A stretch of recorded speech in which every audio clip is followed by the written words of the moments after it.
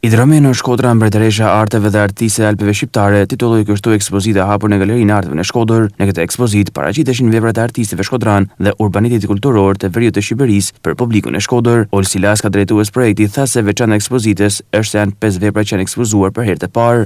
E veçanta e kësaj ekspozite është sepse këtu janë vepra në gjitha ekspozitat. Jemi munduar të zgjedhim vepra që janë ekspozuar për herë të parë ose prej vitesh ishin të pa ekspozuara, ndërsa te kjo ekspozitë është e veçanta se janë 5 vepra që ekspozohen dhe janë zbulime në autorsi ose që kanë dalë vepra të punuara nga artisti në të dy anët e pikturës. Dhe do i shikoni që janë nga të dy anët. Këtu janë gati 5 salla, po t'i mendojmë, 1 me xhepa, 2 dhe 3 sallat atje.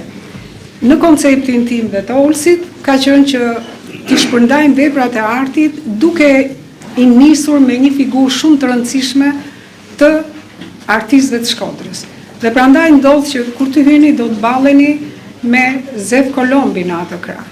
Dhe nëse do hyni këtej, do balleni me 2 artistë gjigant, siç është Lindelia, Simon Rota dhe më pas Jakub Keraj.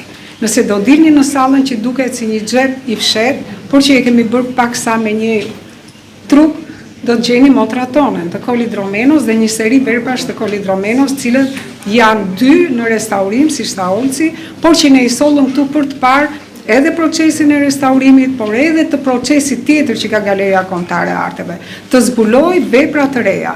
Ekspozita do qëndrojë hapur deri më 17 maj.